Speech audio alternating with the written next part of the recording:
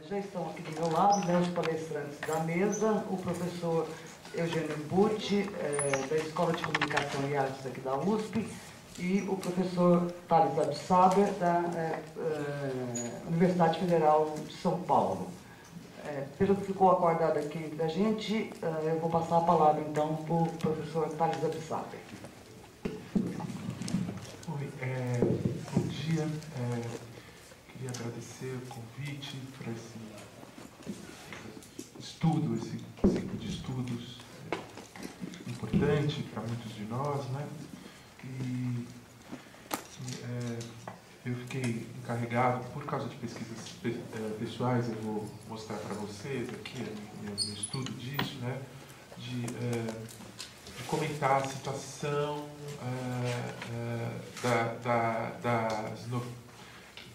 da televisão, não é?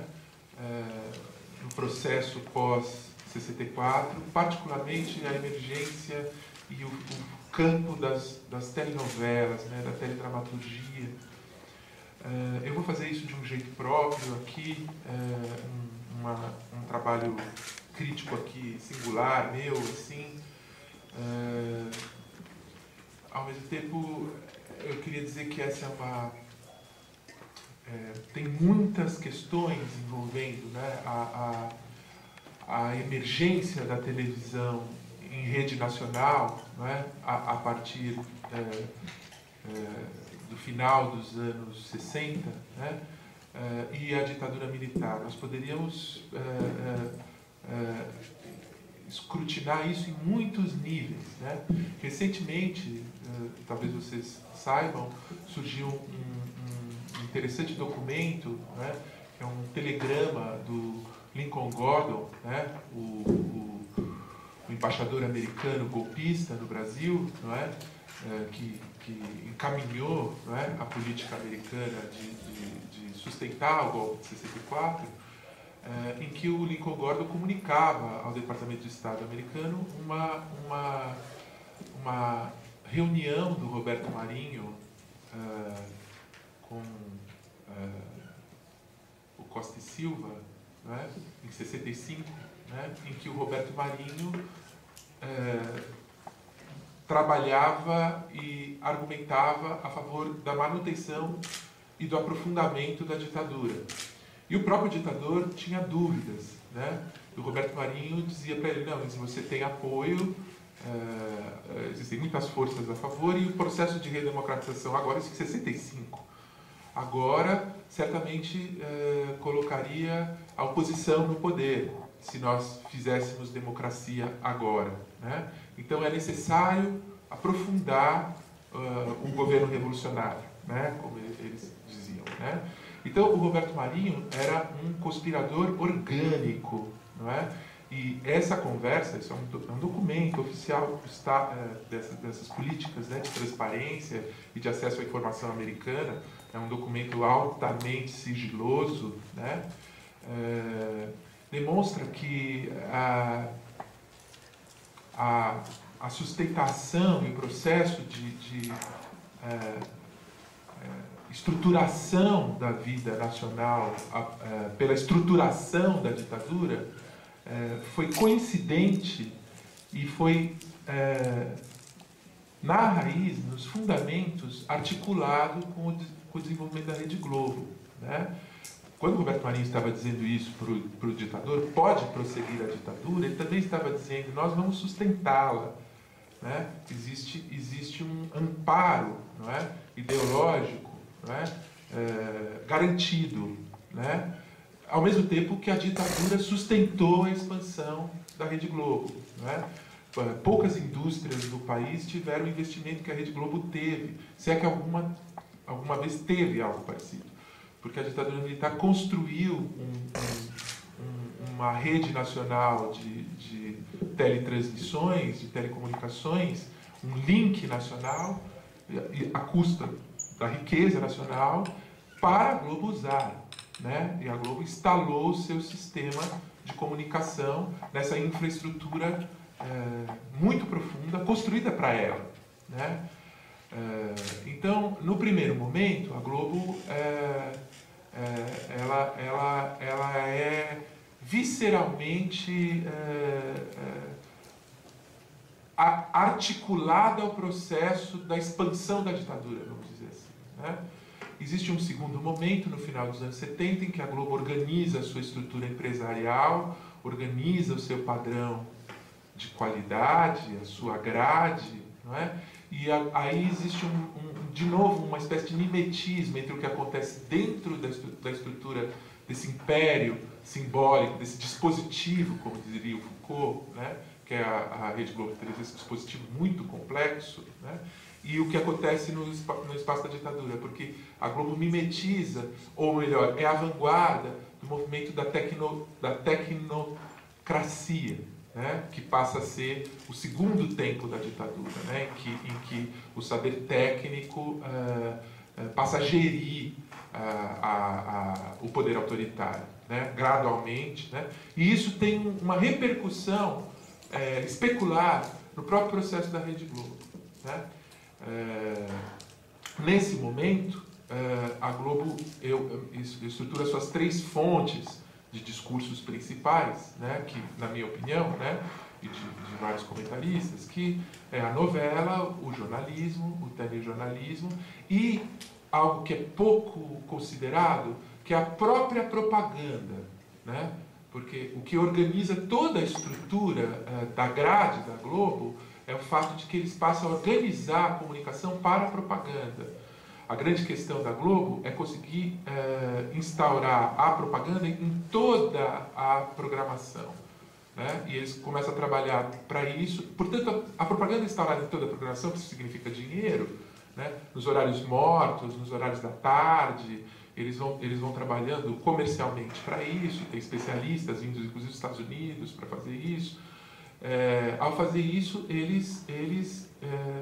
eles inscrevem, né, a publicidade em termos psíquicos, como dizia o Freud, né, a fantasia, a memória e a experiência, em termos da realidade psíquica, são da mesma natureza, né? Não são diferenciáveis quando, numa análise, um paciente fala de uma fantasia ou de algo que aconteceu.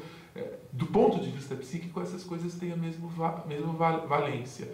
É a mesma coisa na televisão. Você está vendo um filme, ele para e entra uma propaganda, a propaganda tem a mesma valência do filme, né?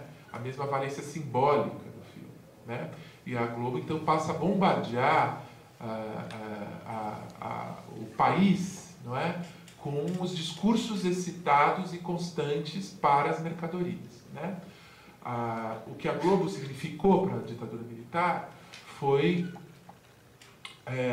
aprofundar alguma coisa que era muito deficitária no país, né? Que é a formação de um sujeito para uma sociedade de consumo, né? Que é propriamente uma cultura capitalista, né? É muito difícil você formar um sujeito para uma sociedade de consumo quando você tem 70% da população fora da dinâmica de renda e de consumo.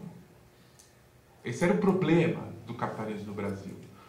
Como dizia o Roberto Schwartz lá, né, com miséria excessiva e à vista, no texto né, famoso texto Cultura e Política, com miséria excessiva e à vista, não é possível você fazer elogio, não é possível você fazer elogio da sociedade de massa de consumo. Você sempre tem um núcleo que não casa. Agora, se você tiver miséria excessiva e à vista, censura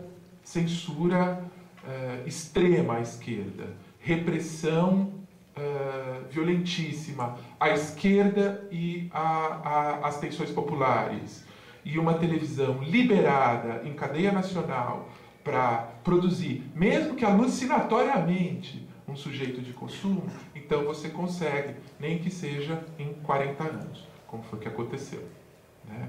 Porque este processo que eu estou dizendo, que é um processo de poderes titânicos, de desenho de subjetividade, de desejo, ele vai se completar, no meu entender, no governo petista.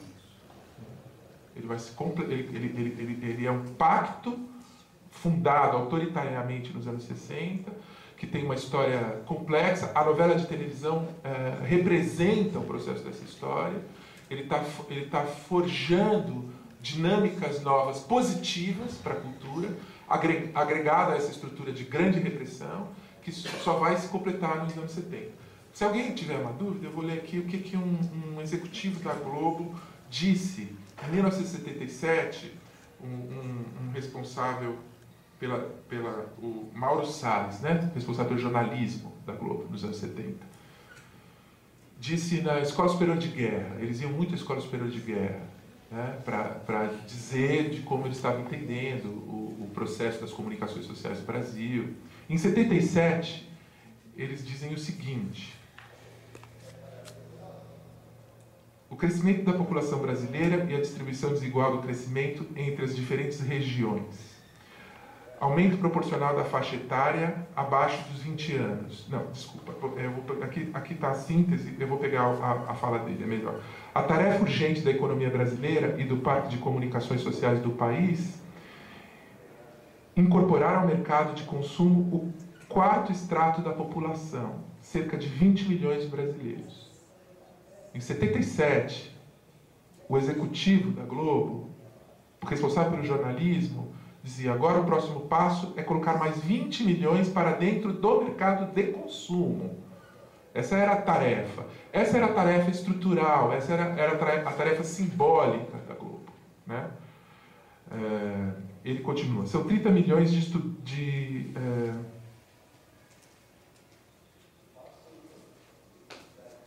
Aí ele diz: são os sub-brasileiros de responsabilidade de toda a nação. Na miséria, na fome, na opressão e na desesperança não existe opinião pública.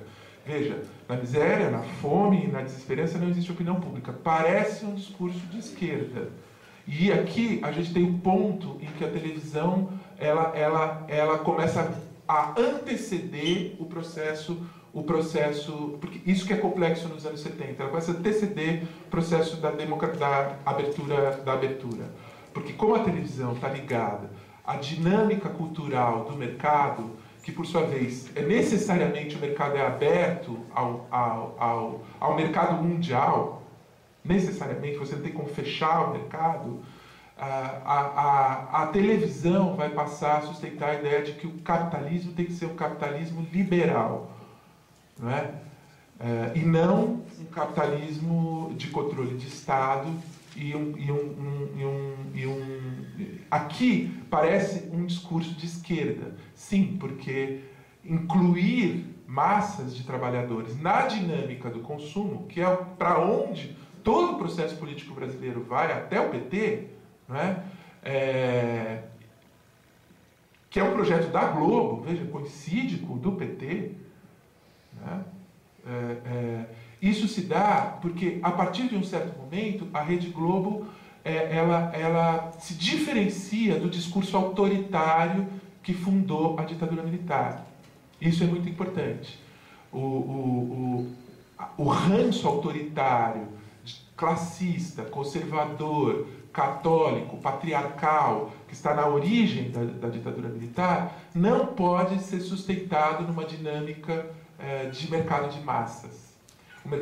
Esse ranço autoritário tem restos autoritários que vão até a escravidão, que é antipopular e antidemocrático, que foi um vetor da ditadura militar, começa a cair com a expansão da televisão.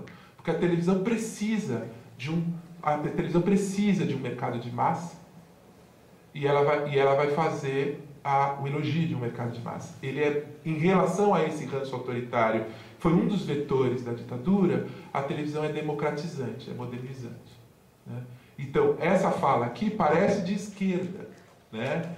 Mas na verdade ela não é de esquerda, ela é liberal, visando a integração via mercado, não é? Para os milicos em 77 havia uma linha dura ainda real.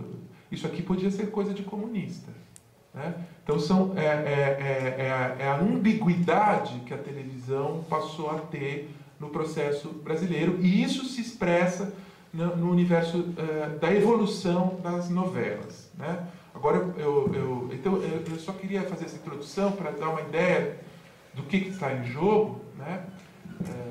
Mas no universo das novelas eu acho que existe uma primeira fase da telenovela, que é uma fase ainda tributária da radionovela, né? Em que a grande autora foi a Jeanette Claire, não é? Em que a telenovela se apoiava desbragadamente nas formas melodramáticas, né? Folhetinescas melodramáticas, né? Em que, essencialmente, o que move o drama, né, são elementos imaginários, pessoais, abstratos, né, maniqueístas. Você sempre tem a menininha absolutamente do bem, você sempre tem uma história de amor que é impedida por um vilão que é absolutamente do mal. São estruturas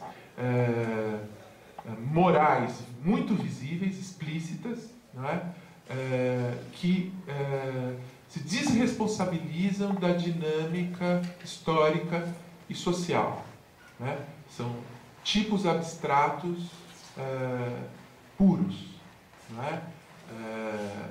E que, se a gente observar o processo da novela da Jeanette Claire, dos Irmãos Coragem até o Astro, né? Que é quando eu acho que ela passa o bastão para o segundo estágio mais importante da telenovela, né? A gente vai observando o quê? Ela vai trazendo essas estruturas melodramáticas para uma realidade urbana, né? No começo, nos Irmãos Coragem, isso pode acontecer em qualquer lugar. É um faroeste, né? É um campo delirante, que é também o Brasil sem forma, informe, né? É rural, é meio rural, é a história da luta por um diamante, né? De uns irmãos versus um fazendeiro muito perverso, né? No Astro, no Pecado Capital, é a tentativa de enraizar essas formas melodramáticas, essas formas, né? Essas formatações melodramáticas em realidades urbanas, com um certo corpo social que passa a ter existência, posição. Mas ela sempre toma extremo cuidado para não historicizar, não dialetizar essas dinâmicas dramáticas, né? Ela é um cuidado para que isso fique sempre purificado. É sempre a mocinha, o lance dramático não se articula a um lance histórico. Essa é a chave do mundo da Jeanette Claire. E o que exatamente é a revolução na telenovela, que acontece com Gilberto Braga, que é o grande autor disso, é quando o lance melodramático passa a representar também uma estrutura social e dialética e uma lógica da vida social, para além das abstrações de bem e mal e imaginárias e individuais, né? As posições da novela passam a ser posições em que se reconhece a dinâmica da vida social, né? Ela encarna a historicidade, né? O melodrama encarna a historicidade, né? Ele continua sendo melodrama, mas ele já isso que eu estou dizendo é parecido. O Auerbach, né? Vocês estudam, né, literatura e tal. O Auerbach diz que na origem da literatura realista tem algo assim, né? Ele faz uma análise do Balzac, né? Tem um fundo melodramático na literatura realista. A literatura realista, quando ela descreve as situações das posições de classe, ela faz uma certa pulsação que deixa visível, né, uma moralidade, ela torna sensível a situação histórica, né, de modo...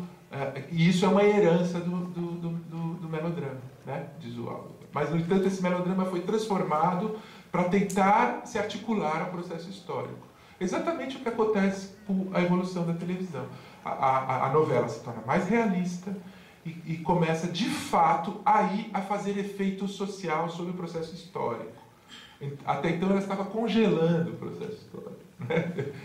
Nesse primeiro tempo. E esse momento coincide com esse momento em que o executivo da Globo diz: temos que incluir 20 milhões. Que a linha dura da ditadura ainda podia dizer: não, mas isso é coisa de comunista, é coisa que tem que ser mantido externo ao poder.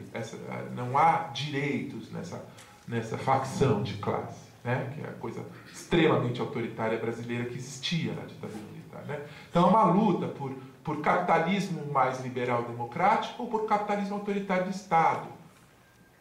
Essa luta, por algum tempo, ela se representa dentro da própria televisão, nos primeiros tempos, quando você tem o Amaral Neto, né, de um lado, você tem o Chacrinha e você tem a Janete Claire do outro. Ela é representada dentro da televisão. A televisão tem um pacto social pela imagem durante um tempo. E a partir de um momento, com a dinamização do mercado interno, a televisão vai se tornando mais forte para dizer, não, o horizonte é o mercado liberal de massas. E isso, para o projeto autoritário antigo brasileiro, é fortemente modernizante. Né? É contraditório dentro do projeto da elite. Né? Nós temos que criar um capitalismo democrático. Né? Então, a televisão toma essa posição num certo momento. Era difícil a esquerda perceber isso naquele momento, porque a televisão era demonizada. Né? Mas essa é a guinada para onde a televisão dá. Né? Que eu mostrei para vocês que vai ser a mesma guinada que vai acontecer com o PT. A mesma. Né? Muito tempo depois. Né?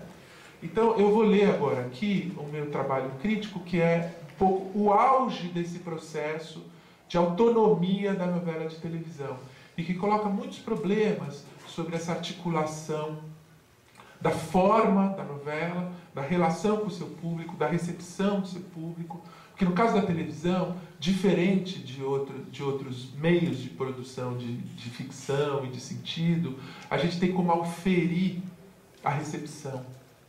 Né? O caso da televisão, que é comunicação social, industrial, existem dados para auferir a recepção, efeitos de recepção. É muito diferente, e nesse sentido, a produtividade social da televisão constante é real, é concreta. Né? E é medida em termos de números que, por sua vez, vão se transformar em valores, em valor de troca em dinheiro. Né?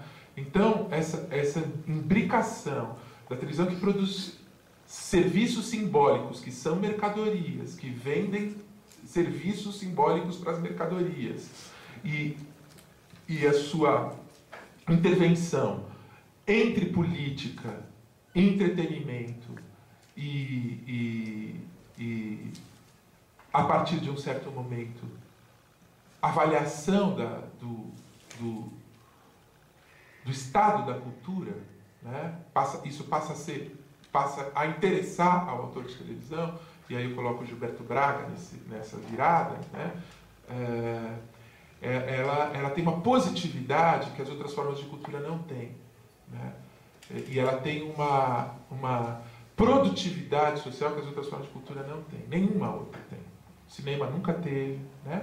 Além disso, a gente poderia dizer que por esse pacto da televisão, que realiza a cultura de fundamento capitalista no Brasil com a ditadura, a televisão é o grande realizador do projeto cultural da ditadura, malgré lui-même, como diz os franceses, né? Apesar da ditadura ser autoritária, tem que abrir mão na direção de uma democracia de massa. Né?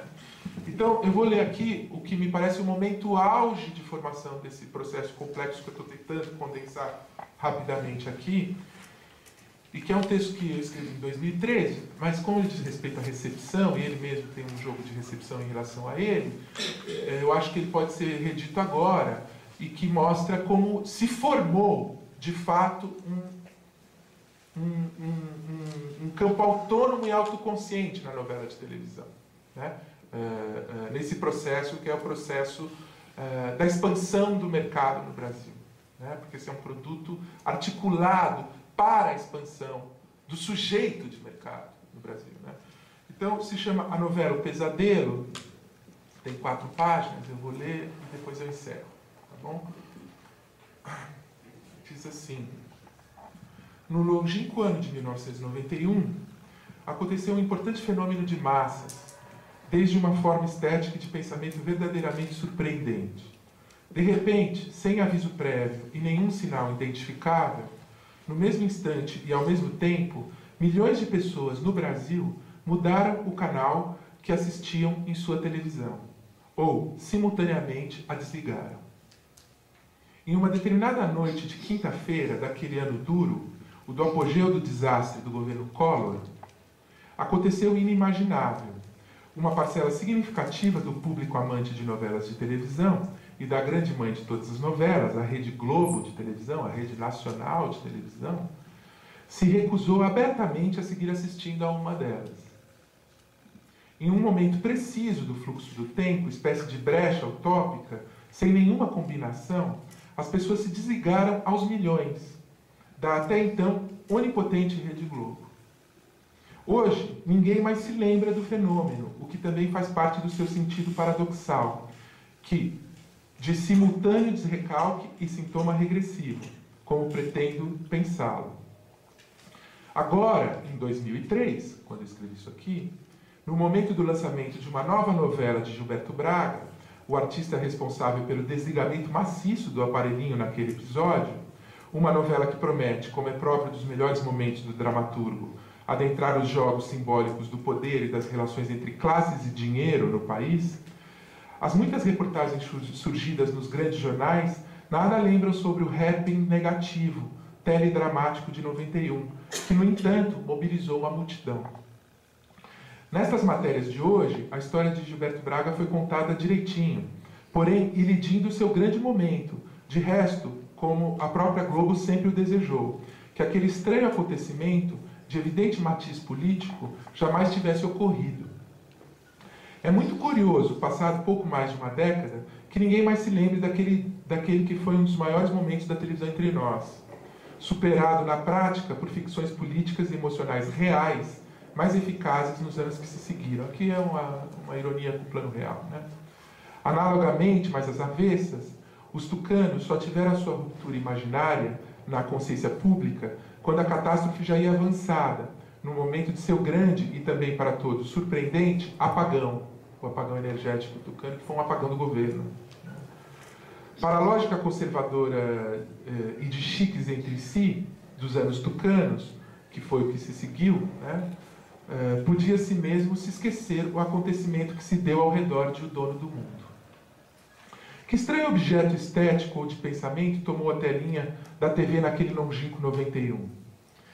Era apenas mais uma novela do já então celebrado autor Gilberto Braga, o mesmo de Escrava Isaura e de Dancing Days e de Vale Tudo.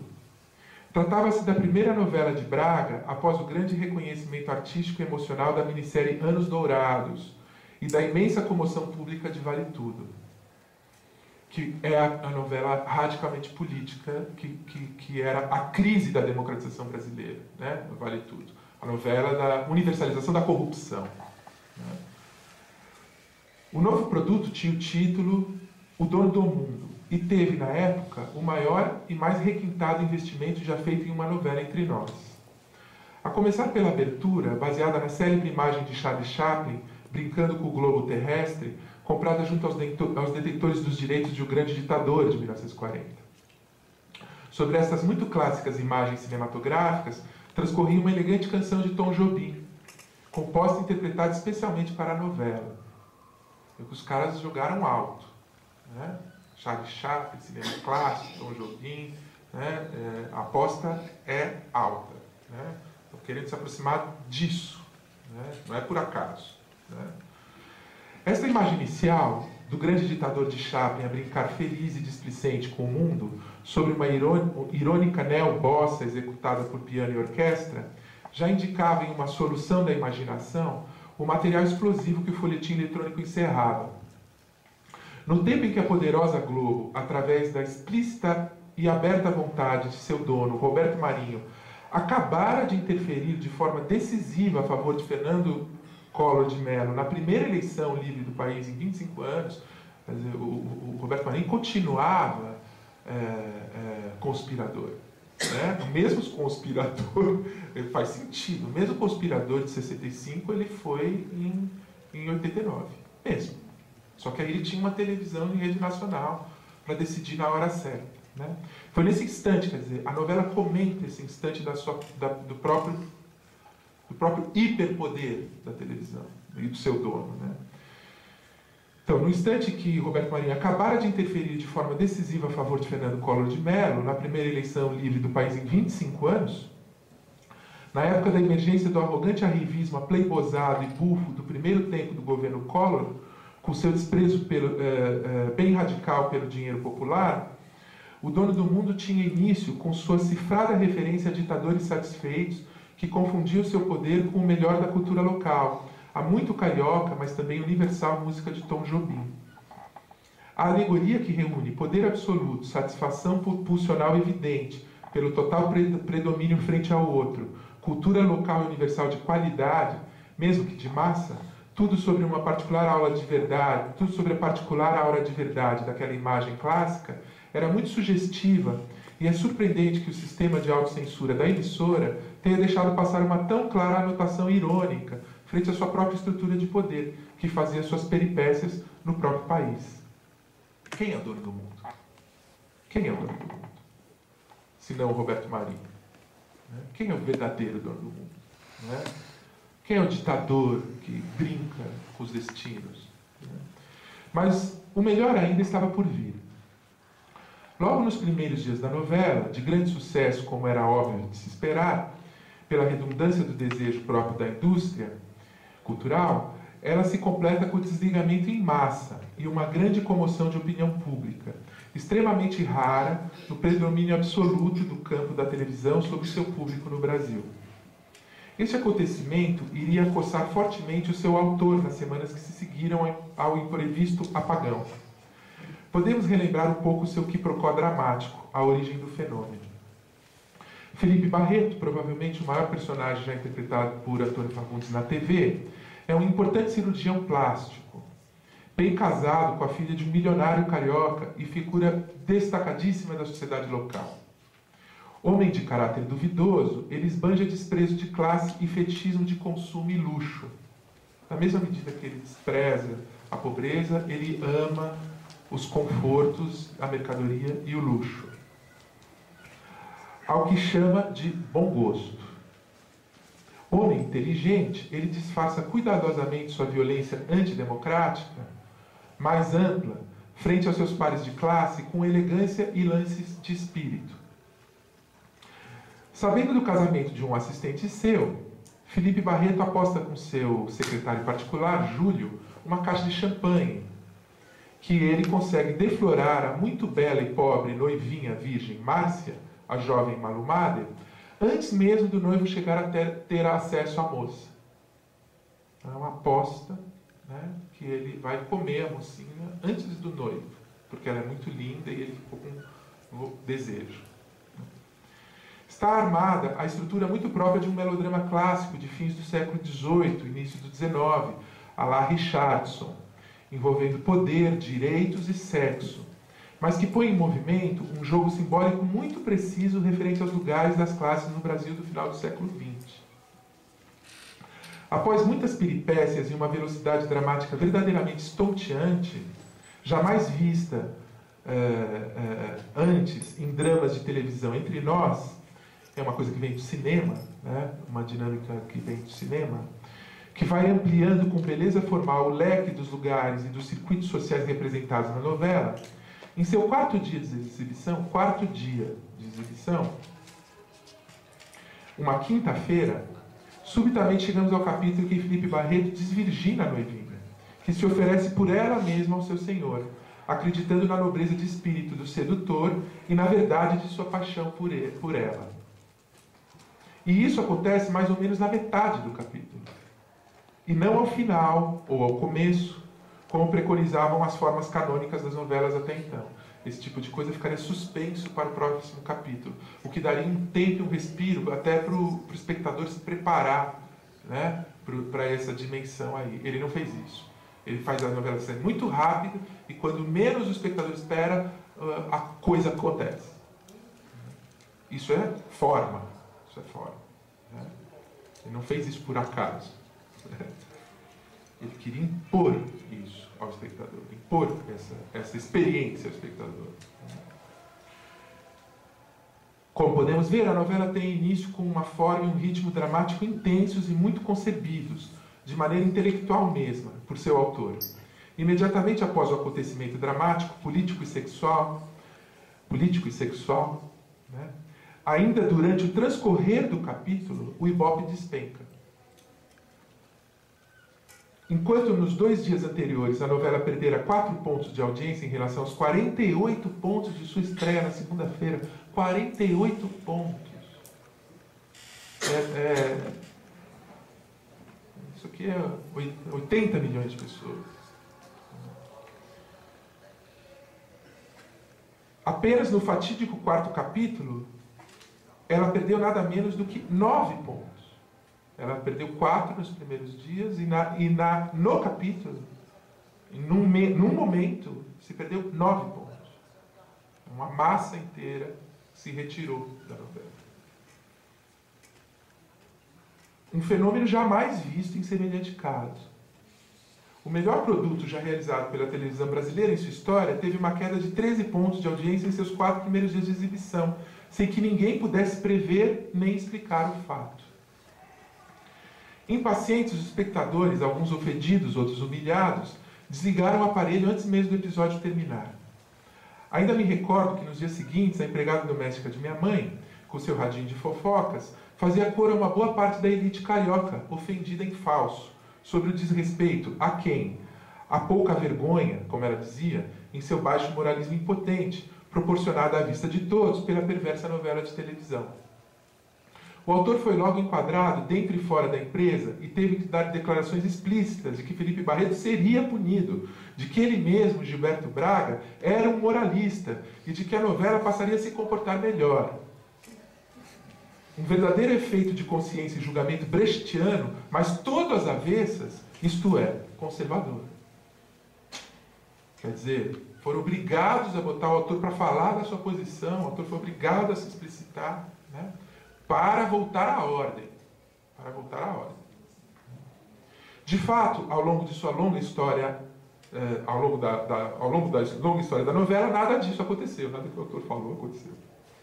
Feita a tentativa de punição e rebaixamento de Felipe Barreto, mais ou menos no 2º terço da novela, ele seduz novamente a mocinha Márcia, e novamente ele joga na cara que ela era apenas o objeto do seu puro desejo e prazer, quer dizer, ele faz de novo.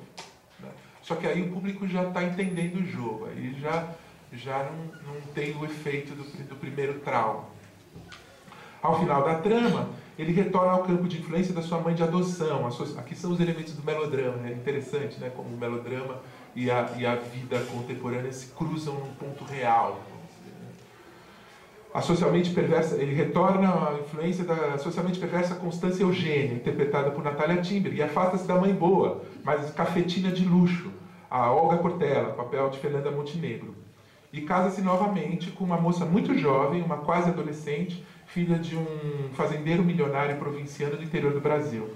Na última cena do folhetim, Felipe Barreto está no altar com a jovem linda e rica, quando vira-se para a câmera, colocada ao seu lado, dá uma piscadela e um sorriso e diz: "E é virgem".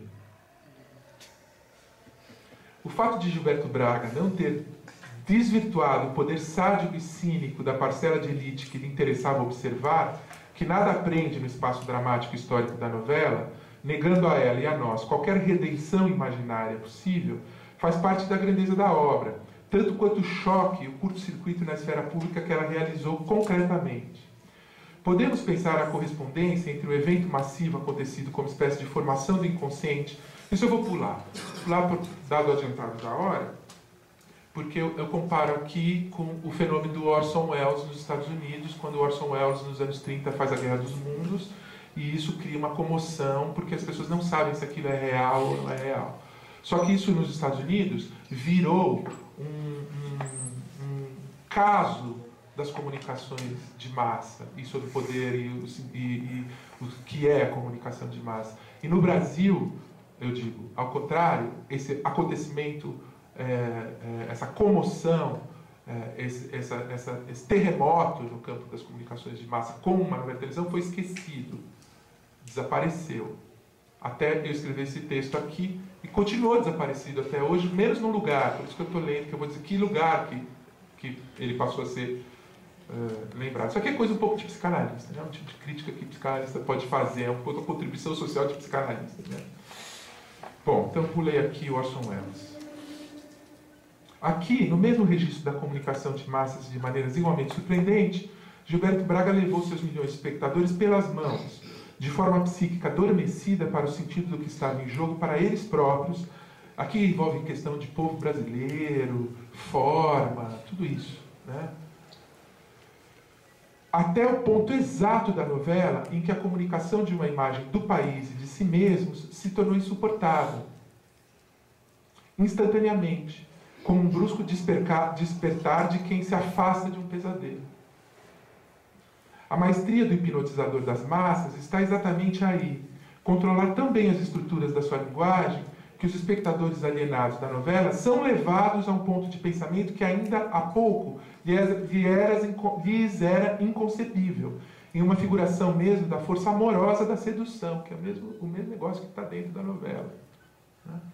A qual, por fim, todos reagem bruscamente, defensivamente, fugindo e negando tal matéria em tal forma, impensável, imagem especular que se fez horror. Dessa forma, Gilberto Braga confrontou seu conformado país com a sua própria fratura simbólica, desvirginando o seu público e fundindo pensamento social e sexualidade. Os donos do mundo aqui têm total direito sobre o outro, objeto que se oferece docilmente, como a mocinha Márcia, por amor ao outro perverso de classe e para existir para ele, a secular lógica da agregação ao poder brasileira, para a manipulação e o gozo exclusivo dos senhores, cujo resultado final é a alienação do fraco de qualquer direito objetivo. Naquele contexto histórico concreto de escárnio do poder corrupto, a gente tem que lembrar que isso é governo Collor. Isso é um comentário sobre a dinâmica do governo Collor. É uma alegoria, né? É uma alegoria muito sofisticada, né, da eleição do Collor, né? Naquele contexto histórico concreto de escárnio do poder corrupto e violento do país, promovido em parte pela própria Globo, por um segundo as massas foram chocadas com intensidade contra a realidade simbólica de seu lugar no jogo brasileiro e não suportaram o que viram. Atacaram em ato a forma pensamento tecida no todo do tempo da novela de Gilberto Braga. Há um curioso paradoxo em todo esse sintoma coletivo, que cinde país em um movimento que tem, de um lado, um polo muito alto, de outro, o resto do chão. Como produção de uma falha no circuito tradicional da recepção do drama, falha que o dramaturgo fala pela exigência reflexiva e emocional que faz a seu público, enquanto este se cala a própria reflexão e passa ao ato de desligar a TV, tudo parece indicar que pela primeira vez o teledrama brasileiro encontrou um limite objetivo na relação da sua forma com a sua matéria social. Quer dizer, ele levou a forma da telenovela ao extremo. E ao mesmo tempo ela representa e ela rompe com a vida social. E ela está mostrando essa própria dinâmica. A telenovela levou... encontrou um limite objetivo na relação da sua forma com a sua matéria social, resolvido pelo autor, mas epicamente, de modo inconsciente, rechaçado por seu público. De modo específico, a telenovela brasileira entrava na era da crise da forma drama, calando a sua possibilidade ao romper o circuito do seu encantamento, mesmo que a contrapelo e ao tornar-se subitamente épica, mesmo que na esfera do sintoma social. Talvez a novela tenha adentrado aquela crise da representação unitária de mundo que Peter Zonde localizou no final do século XIX e primeira metade do século XX do teatro europeu de Ibsen, Chekhov, Strindberg, Hauptmann. Podemos mesmo dizer, como Zonde escreveu sobre os tecelões, que a crise do dono do mundo se daria ao redor da contradição entre a temática épica e a forma dramática não destituída que parece ser responsável por ela. É exatamente isso. Deste modo, Gilberto Braga esteve nos limites da forma e do conteúdo social de seu meio, o que foi percebido por seu público, e infelizmente, para o pensamento, para a estética, para todos nós, rechaçado de um modo social e psicanalítico que necessita interpretação. Bom, eu vou parar por aqui, eu acho que já deu para entender o que eu quis dizer. Existe uma profunda formação e radicalização da forma novela. É uma forma estética política muito... porque ela tem positividade, ela está ligada às mercadorias, ela está ligada à construção de mercado, mas ela passa, em algum momento, a ser sujeito do processo histórico. né? Ela passa a ser real sujeito do processo histórico. O Gilberto Braga é o momento em que isso acontece. Não é por acaso que ele está sempre ligado a grandes comoções políticas, as séries dele, aqui no caso é o comentário da eleição do Collor, né? Por outro lado, é muito interessante a gente ver o quanto passa a existir uma estrutura conservadora que não se pode forçar, né? Se o autor força, ela resiste, e resiste desligando, tirando pontos da televisão. Isso foi uma surpresa para o próprio Gilberto Braga. Quando eu escrevi isso aqui em 2003, isso estava esquecido. Completamente esquecido. Não me parece que seja uma coisa para ser esquecida. Pelo contrário, isso tem que ser lembrado e pensado, né? Aqui a gente vê que a coisa não é brincadeira, né? Na época, houve uma certa repercussão desse texto, foi publicado no Jornal de São Paulo. Foram entrevistar o Gilberto Braga. Qual é aquela história? Foi muito sofrido, foi terrível. E ele falou do ponto de vista do sintoma. Ele perdeu o público. É ambivalente. De lá para cá, isso aqui não fez efeito no mundo das comunicações de massa, de estudos de televisão. Por isso que eu estou dizendo de novo aqui, porque eu acho que tem que fazer, né? Não existiu esse texto. Continua não existindo. Né? Continua as pessoas tendo desligado a televisão, de uma novela de televisão, e isso continua não servindo para a gente pensar o Brasil. Continua não servindo. É interessante o fenômeno. Porque televisão, afinal de contas, né, novela, a esquerda tem mais o que fazer, né? A gente tem que entender o Machado de Assis. Né? A gente ainda não entendeu o Machado de Assis. Né? Enfim, por que a gente vai entender o Dono do Mundo? Né? Então, isso não é importante. Né? Não é importante para nós. Né? É importante para alguns milhões de brasileiros. Né?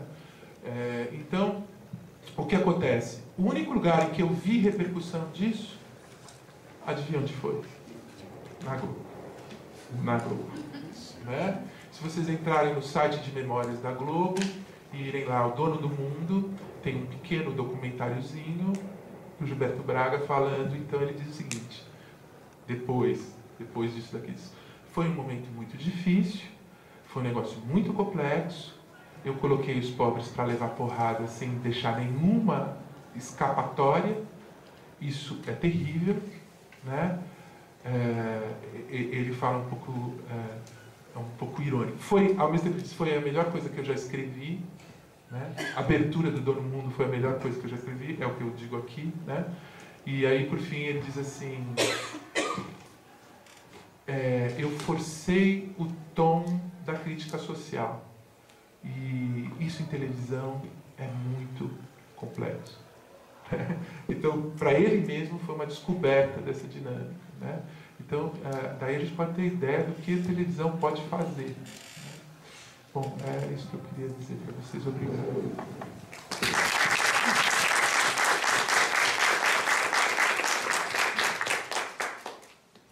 Eu agradeço muito as falas do professor Tales e passo agora a palavra ao professor Eugênio Pucci.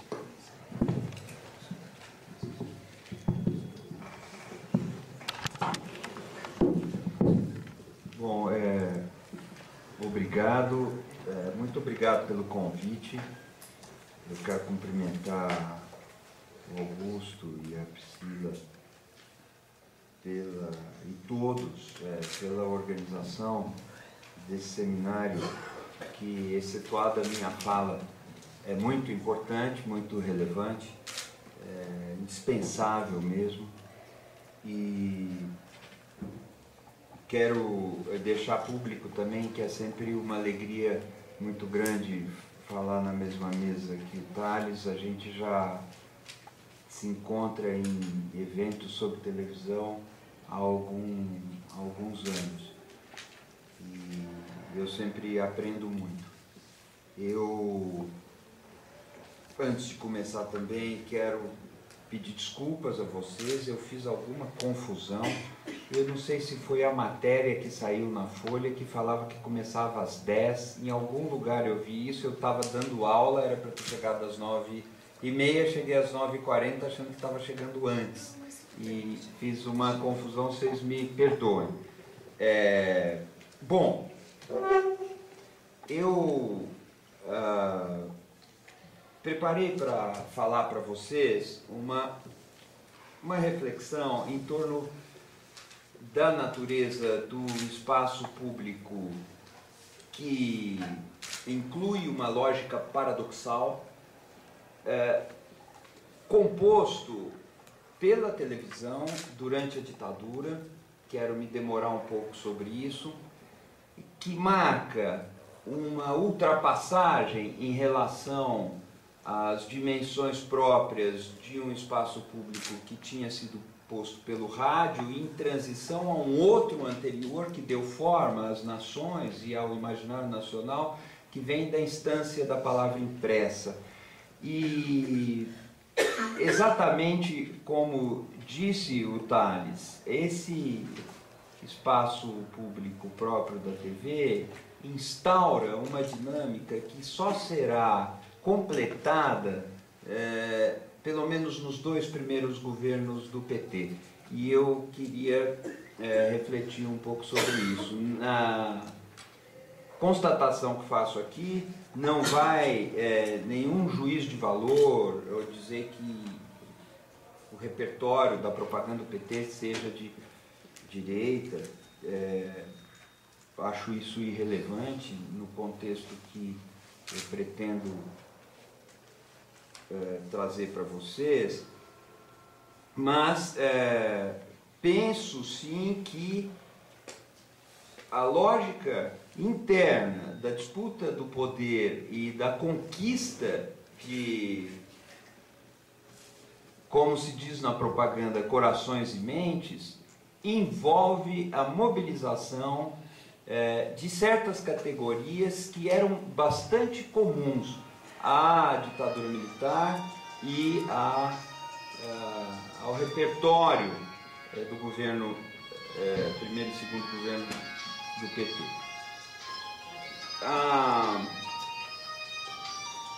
E eu pretendo demonstrar isso aqui. Eu vou passar por algumas coisas mais estéticas, mais da ficção, mas talvez não me demore nesse aspecto.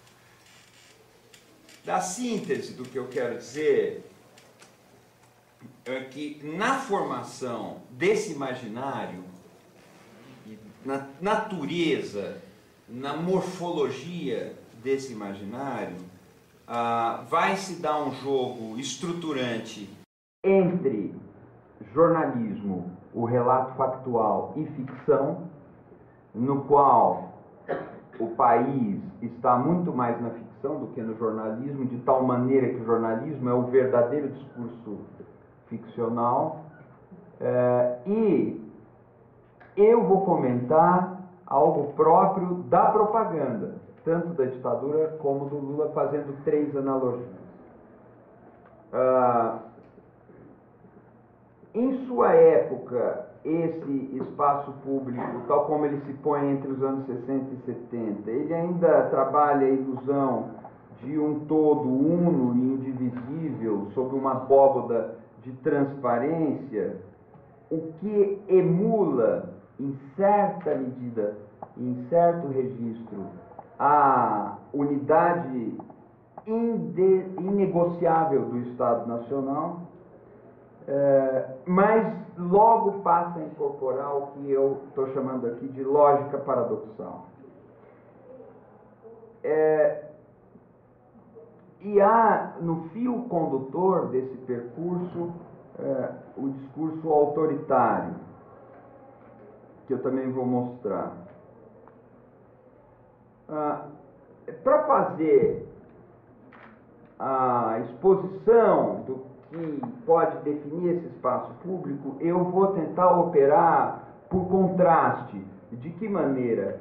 Eu vou procurar mostrar algumas características de maneira muito superficial do que eu tratei aqui como a instância da palavra impressa, que forjou a unidade nacional de vários países, apenas com a finalidade de estabelecer a comparação disso com o que viria depois. Uma boa maneira da gente recuperar o que é essa instância da palavra impressa é lembrar a batalha pela aprovação da federação nos Estados Unidos, na comprovação da Constituição americana, ainda nos anos 1780, do que foi os escritos federalistas, que é uma sequência de cerca de 80 artigos feitos por Alexander Hamilton, James Madison e John Jay, que depois revelam as suas identidades. Um dado crucial é que esses artigos são publicados sem que seus autores sejam revelados no primeiro momento. A instância do anonimato na cultura democrática americana ocupa um lugar muito mais prestigiado do que na cultura brasileira. E o entendimento de liberdade fica muito prejudicado quando nós não compreendemos o papel do anonimato. De uma perspectiva, nós podemos dizer que os Federalist Papers são textos anônimos, como outro documento fundamental do liberalismo, o texto de John Locke sobre intolerância, também é publicado de forma anônima. No Brasil nós vemos o anonimato, isso é apenas uma nota, apenas como uma condição daquele que pretende praticar um crime. Pois bem, é útil a gente recuperar que a construção do Estado americano nas bases do federalismo se deu a partir de uma batalha de ideias travada em páginas de jornais, basicamente em 2 jornais daquela época de Nova York. Mas isso corre o país inteiro, e essa instância da palavra impressa, com todas as suas características, vai moldar o Estado Nacional. Dela, eu posso dizer, brota uma projeção que redunda no Estado Nacional. E isso vai acontecer de maneiras variadas, antes e depois, em vários outros países. Eu penso que as características dos diários, aí já no século XIX, já a partir dos anos 1840, 1850, e que talvez atinjam um ápice por volta de 1900, as características dos diários se refletirão de maneira bastante fecunda no ordenamento das democracias e até em certos ritos das democracias. Essas características passaram a incluir a velocidade do telégrafo, elas incluem a indústria gráfica, que traz a possibilidade da impressão de grandes quantidades de jornais. Mais 2 características relevantes são a publicidade, que permite o barateamento do preço unitário, e as técnicas de distribuição dos exemplares, principalmente por ferrovias. Isso cria um espaço físico propriamente, o espaço físico abrangido por aquela distribuição. Outras características laterais, mas que envolvem esse objeto, são, neles, a distância entre a fonte do relato, o objeto do relato, o narrador e o leitor, é uma distância bem pequena, havendo muitas sobreposições.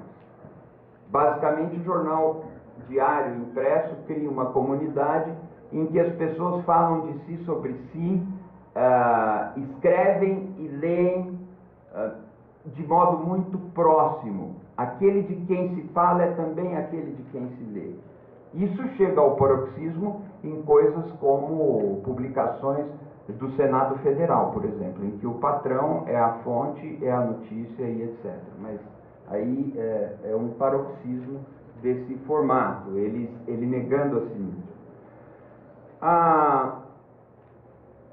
No caso brasileiro, é muito interessante porque o primeiro jornal criado no Brasil, Gazeta do Rio de Janeiro, pela família real, com a vinda de Dom João VI em 2008, em setembro de 1808, setembro de 1808, não 2008. Isso me faz lembrar a ideia de que, quando foram denunciados os descalabros do Maranhão, José Sarney teria posto a culpa no seu antecessor, que era o Tomé de Souza, vocês viram isso? E eu, às vezes, acho que Dom João está aí até 2008, mas eu estou me referindo ao ano de 1808. Em 1808, cria-se a Gazeta do Rio de Janeiro, e a Gazeta do Rio de Janeiro é o diário oficial. O que me ajuda a mostrar que é o diário oficial que está aí até hoje. Até hoje. O que me ajuda a mostrar que a própria ideia de que o ato da administração pública só vale quando publicado no Diário Oficial é mais um sintoma ou mais uma demonstração, em outro sentido, de que a instância da palavra impressa ajuda a organizar o Estado. Os ritmos, os ritos, os parâmetros daquela forma de comunicação e das suas possibilidades de elaboração coletiva dão o formato do Estado Nacional. Mas no Brasil isso foi muito sofrível, muito problemático, muito precário, de tal maneira que o Brasil só consegue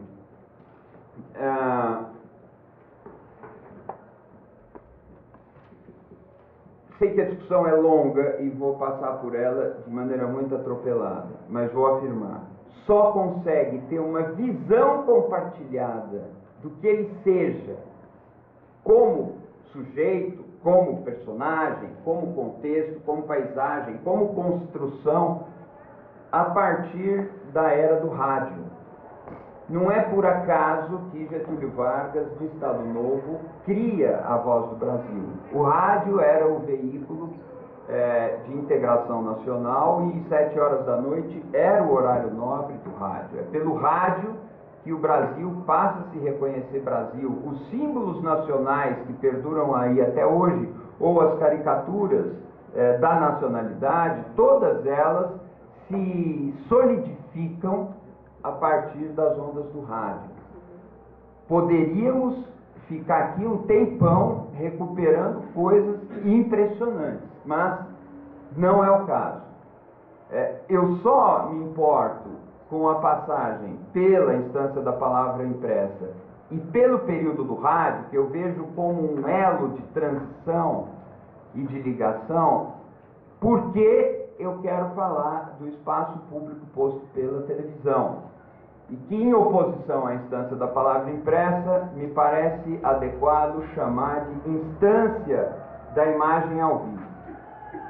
Eu recupero aqui uma fala, um texto de Benjamin, em que ele diz, A Era da Reprodutibilidade, como é que chama? A obra de arte na era de sua reprodutibilidade técnica, que recentemente eu, mais ou menos, parodiei num texto chamado A História na Era de Sua Reprodutibilidade Técnica, porque a televisão, entre outras coisas, com todas as tecnologias trazidas pela era digital, mas não só na trucagem, nas relações sociais aí implicadas, tem o condão de reescrever, remontar a história, remontar a memória. Eu falei disso num texto que gerou alguma polêmica e repercutiu também dentro da Globo, dizendo que a Globo mentiu durante a cobertura do comício das diretas em 1984. Não disse que aquilo era um comício pelas diretas. A abertura na escalada era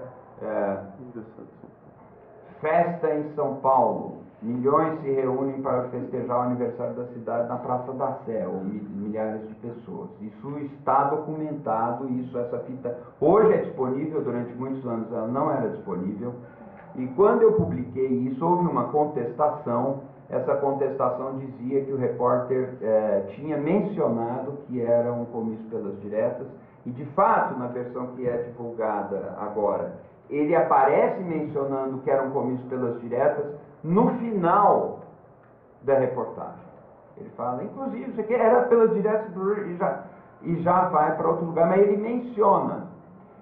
E aí eu respondi com esse texto dizendo que se de fato foi ao ar a edição em que ele menciona, era pior ainda do que eu tinha descrito. Porque ao mencionar, ele deu um grau de importância para aquele evento completamente negativo, no sentido de o antagônico em relação ao que tinha motivado de verdade. Ficou parecendo que as pessoas foram comemorar o aniversário da cidade e ali no intervalo entre uma canção e outra, falaram, vamos aproveitar e pedir eleições diretas. E era o contrário, era o contrário. Então aquilo foi uma forma ativa de promover uma falsificação, que era pior do que a omissão. Foi quando eu escrevi a história na era de sua reprodutibilidade técnica. Mas diz o Benjamin, fazer as coisas ficarem mais próximas é uma preocupação tão apaixonada das massas modernas como sua tendência a superar o caráter único de todos os fatos através da sua reprodutibilidade técnica. Cada dia fica mais irresistível a necessidade de possuir o objeto de tão perto quanto possível na imagem, ou antes, na sua cópia, na sua reprodução. Pois bem, esse espaço público posto pela televisão leva essa observação de Benjamin à condição de uma lei fundamental. É isso que ele promove. Ele dá curso a essa aspiração irresistível das massas modernas, etc. Mas falar disso em termos de espaço público nos traz algumas armadilhas, algumas dificuldades. É preciso minimamente demarcar de que maneira a noção de espaço público pode ser trazida para definir um imaginário estabelecido pela comunicação da televisão, que foi a grande construção simbólica da ditadura militar. Talvez aquilo que mais tenha perdurado da ditadura seja exatamente isso, o que ela fez com a televisão. O grande projeto cultural que deu certo foi esse, mas não só cultural. Uma definição bem precária, mas eficiente de espaço público pode ser tomada numa formulação de Gilles Achache, em que ele afirma o espaço público no modelo dialógico primeiro se define por seu conteúdo, mais precisamente por um princípio de seleção do conteúdo dos enunciados que nele circulam, o interesse geral. Eu adoro essa passagem porque aqui nós temos, com todas as letras, uma definição bastante adotada, muito aceita, de que espaço público ou esfera pública, a diferença entre espaço público e esfera pública tem mais a ver com tradução do que com qualquer outra coisa, embora tenha a ver com outras coisas, é dada pelo conteúdo. O que importa é o conteúdo do que as pessoas estão falando. E esse conteúdo precisa ser um conteúdo dito de interesse público. Então, a esfera pública ou a espaço público, se ali são tematizadas questões que dizem respeito aos direitos, às aspirações legítimas próprias da cidadania, daquele grupo, daquela sociedade, daquele encontro possível.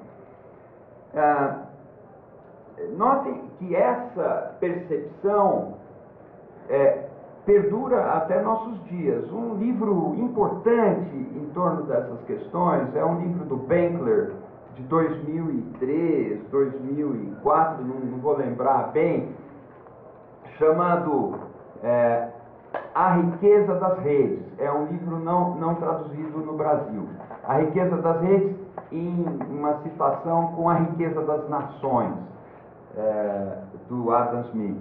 Ele fala da riqueza das redes como um advento de algo que arejou, oxigenou a esfera pública e fez com que ela se tornasse capaz de realizar os ideais emancipatórios, ideais até iluministas, que estariam presentes na origem da esfera pública burguesa e que teriam cessado com o advento dos meios de comunicação de massa, porque os meios de comunicação de massa teriam transformado o público em massa, matando a capacidade de leitura crítica, de participação crítica desse mesmo público.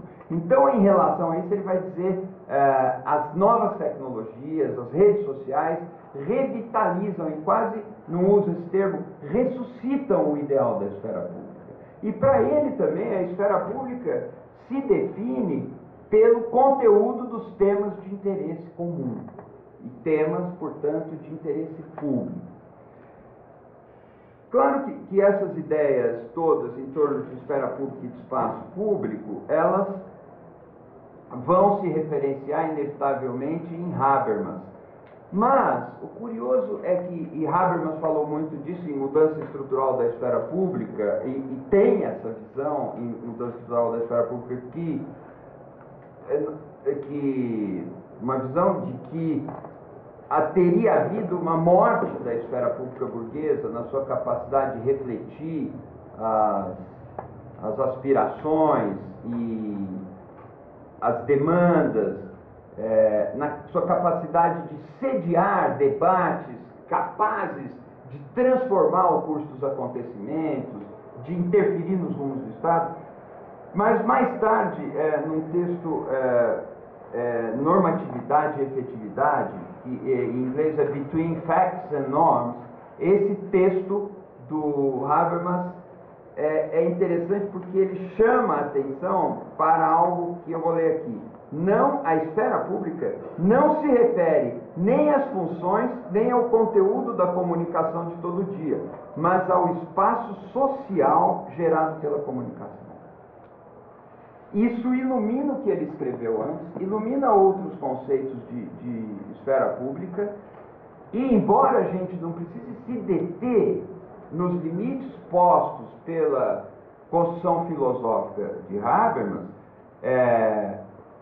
dá um salvo-conduto para que a gente possa carregar o rótulo de esfera pública ou de espaço público para uma realidade instaurada pelo próprio processo da comunicação, independentemente da natureza dos conteúdos aí circulantes. Isso vai ser muito importante. O espaço público não depende, para existir, de ser dominado por uma pauta dita de interesse público. Vejam aqui que curioso.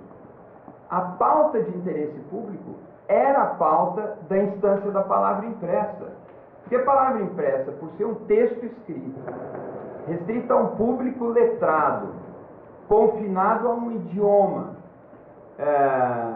lida e escrita basicamente pelos mesmos sujeitos, ou pelos sujeitos aptos a ocupar qualquer uma dessas posições, era lugar de um discurso conduzido pelo relato factual e pela opinião sobre fatos de interesse público. No espaço público, segundo os termos de Habermas, expandido pelos meios de comunicação de massa, o texto não é mais o que conduz. O assunto de interesse público no relato factual é um acessório lateral, de tal maneira que aquilo que no jornal era um enfeite, como a história em quadrinho ou o melodrama, que era publicado nos diários, vira o carro-chefe da comunicação. E o relato jornalístico é que vira um penduricário. E não obstante, aí existe um espaço público. Então, isso que... Agora, essa história eu vou pular esse pedaço, mas há uma história do conceito de espaço público que vai incorporando essas novas características que eu estou falando, e isso acaba sendo muito próprio da televisão, nos leva a um deslocamento ainda mais crucial para que a gente possa chegar na ditadura e entender o espaço público, eu diria, contemporâneo. E esse deslocamento, que eu vou aqui dividir em 5 deslocamentos básicos, vão nos dizer um pouco mais sobre isso. Que barulho que é esse? É uma passeata?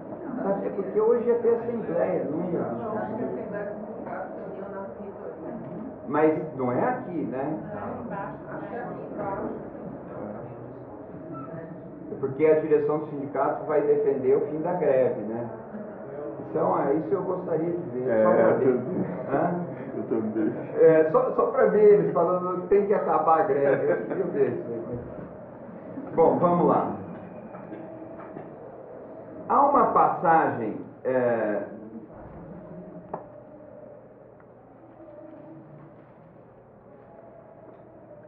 me dá uma pena pular essas coisas aqui, mas há uma passagem dessa expansão do espaço público em que Ottaviani começa a falar de sociedade civil global. Não, realmente isso é uma manifestação contra a minha palestra. Você está falando de espaço público, eles estão dando um exemplo claro de coisas. Aí, ó. Eles são a favor da ditadura, eles não querem que a gente...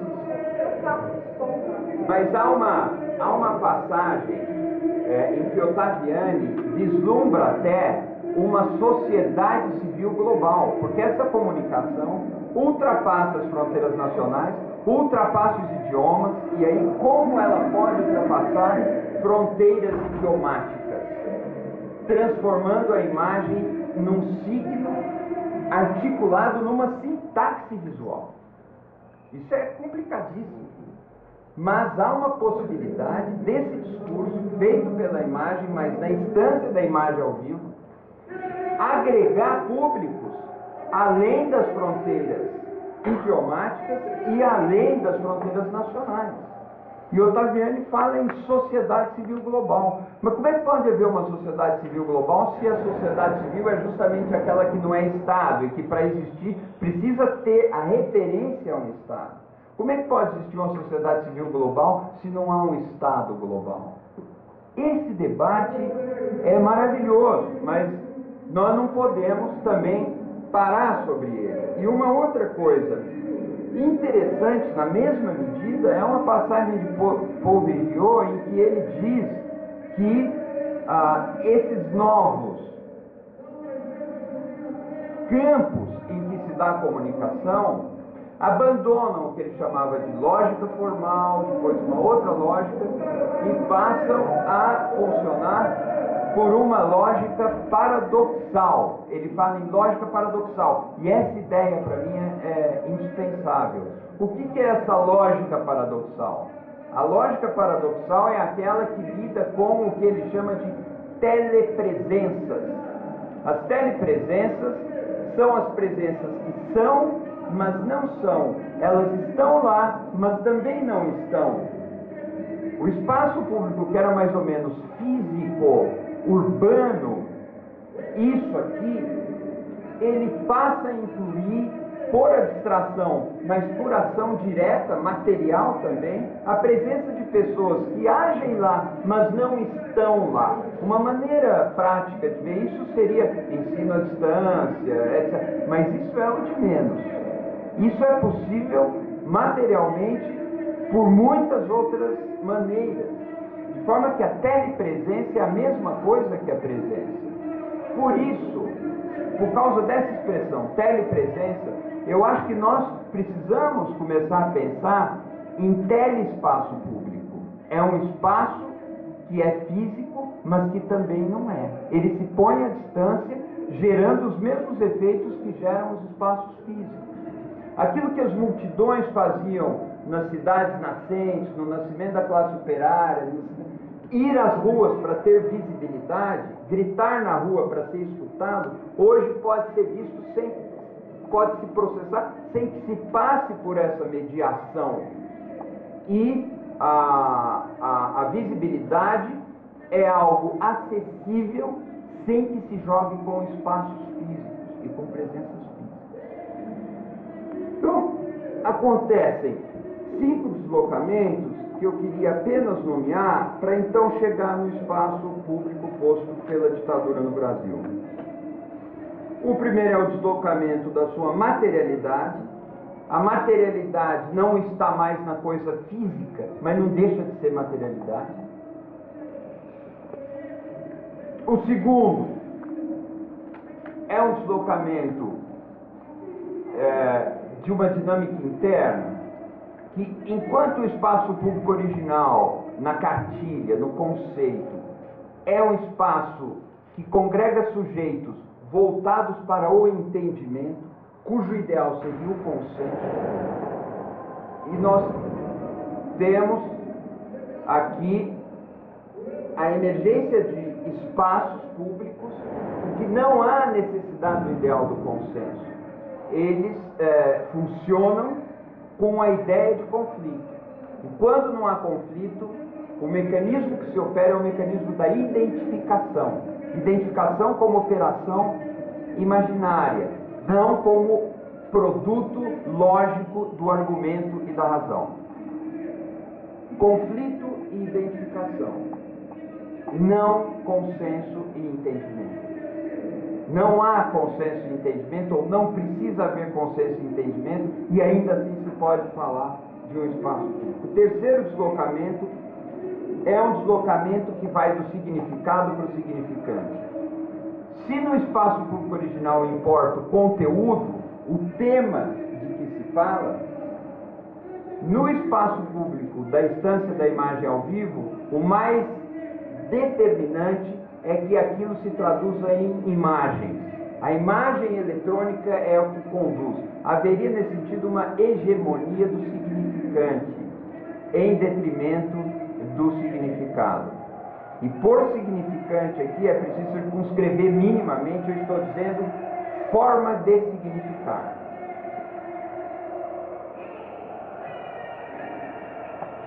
Eu quero ganhar não o comprovante da minha participação, eu quero ganhar uma condecoração por estar fingindo que eu estou conseguindo manter a minha concentração.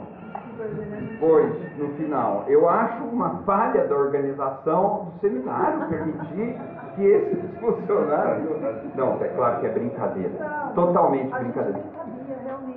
Não, imagina, o que é isso? Não, Realmente seria cancelado. Isso é o Brasil, mas também é muito bom. Não, é a greve. É a greve. Então, Porque saiu na Folha. o quarto deslocamento... Saiu na Folha, eles acharam que ia ter uma audiência grande aqui, aí vieram com É. E eu acho que na Folha falava que era às 10 horas. Aí, o quarto decorrência desses outros é que vai ficando mais evidente de que quem se comunica aí não é um sujeito da razão, não é um sujeito racional. Ou, baixando o registro, não é alguém com domínio consciente sobre o seu discurso. É muito evidente que quem se comunica aí é o que os especialistas podem chamar de sujeito do inconsciente, mas, mais do que isso, são processos inconscientes e desordenados. O Tales lembrou que, num certo registro, que não compete a mim, compete ao analista, lapsos de memória, fantasias, relatos factuais têm o mesmo peso, a mesma valência, você diz. Vendo as imagens hoje nas telas eletrônicas, nós vemos que elas seguem uma montagem anárquica, descontrolada, que acontece na hora, seja porque entrou uma publicidade, porque alguém mudou de canal, porque estamos vendo 5 telas ao mesmo tempo, e a esse sabor o sujeito se entrega. O que se move é uma comunicação não subordinada à ilusão da razão, sequer a ilusão da razão. E não obstante, temos um espaço público. E por fim, a sua natureza fragmentária e fragmentável.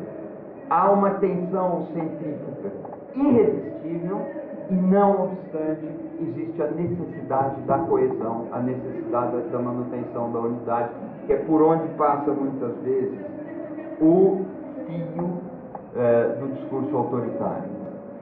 A televisão institui no Brasil, um novo espaço público, que é aquilo que vem de forma consumada quando a ditadura integra o país via Embratel e depois entrega para a Rede Globo tomar conta. É isso que acontece.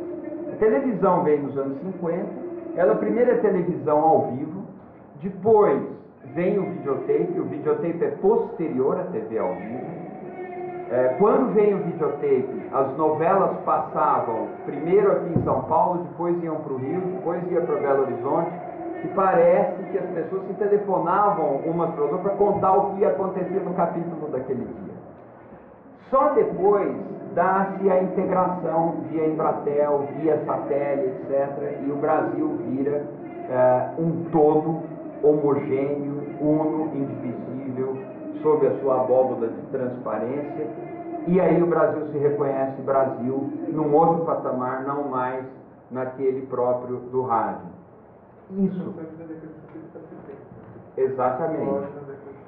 O número de lares com televisão de 60 para 70, eu não tenho o número aqui na cabeça, mas é uma explosão. E depois essa explosão se consuma nos anos 80.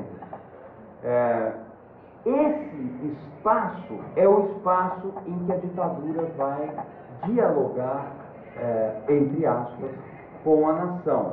Mas isso é o que funciona.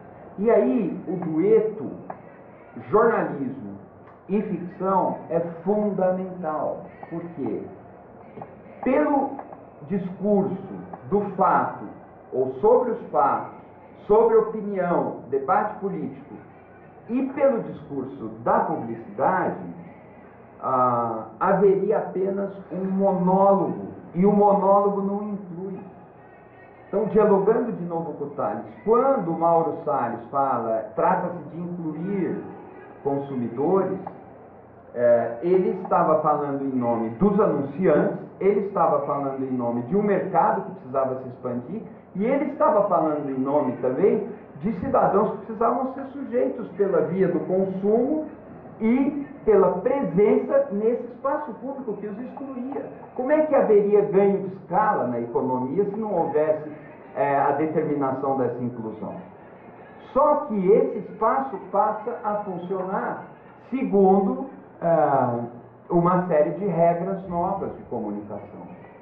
Então, tudo aquilo que ao jornal cabia monologar, a ficção podia trazer diálogo, problematização, e aí é incrível o que acontece. É um pouco de lógica paradoxal. Porque vem para a televisão figuras como Vianinha, em 74, 75, uma das coisas que eu marquei aqui, vem o Zimbinski interpretando um personagem homossexual numa novela, que era o Rebu, que agora está sendo feita. De novo, isso 74, 75. Herzog é assassinado em 75. A ditadura se põe em nome da moralidade. E eu não quero me demorar, porque isso Dias Gomes, Jean Francisco Guarnieri, Braulio Pedroso, Jorge Andrade. Braulio Pedroso faz o Rebu. O Vianinha faz a Grande Família. Então, vejam só, essas pessoas, elas saem. A minha tese é que o grande artista é o Gilberto Braga, que é formado por dentro, que é o jovem que está sendo formado por dentro. Essa é a geração de esquerda, de dramaturgos de esquerda que vão para a televisão. É muito importante isso, porque a televisão recebe. São os famosos meus comunistas do Roberto Marinho. Os meus comunistas ninguém toca. São os famosos meus comunistas do Roberto Marinho. Que é essa tensão também paradoxal dentro da televisão. Né? Que é isso, a televisão ela está ela está multiplicada em formas que são contraditórias também. Ela cala de um lado, serve de um lado e critica de outro, né? Ao mesmo tempo. Ao mesmo tempo. Agora, isso não seria uma novidade da televisão, né? Isso é um procedimento na vida cultural brasileira que acontece também, aconteceu no jornal, aconteceu no rádio, quer dizer, os espaços de quem era de esquerda para poder achar as brechas. Né? Quer dizer, isso não tem uma originalidade, eu diria assim, da televisão. Isso aconteceu outras vezes. Acontece numa escala muito, né? Eu acho que na televisão não é só a escala que vem, mas nos jornais, a história dos jornais mostra muito isso, porque há jornais que são criados por ideais comunistas. O Euclides da Cunha vai fundar um jornal comunista, acho que em Piracicaba, é isso? Qual é a cidade? Vou lembrar. Um jornal comunista, São José do Rio Preto, uma coisa assim. Me desculpem, mas há outros, há essa tensão nos jornais porque os anarquistas, os trotskistas, comunistas vão travar verdadeiras batalhas nos diários que estavam ao longo do século XX. Isso a gente vê até hoje nas redações. Mas o que acontece na televisão é que essa tensão, que depois vira lógica paradoxal, na minha maneira de ver, ela se estabelece dentro de leis da indústria cultural e depois que uma coisa que eu gosto muito, Guy Debord vai descrever como sociedade do espetáculo. Então, nós estamos falando de um outro patamar de tensões. Mas eu queria, Augustus, concluir o que eu vou apresentar. Eu estou terminando e aí a gente discute isso. Porque na indústria cultural, Adorno e Horkheimer falam, a ideologia é o consumidor. O consumidor é sua ideologia.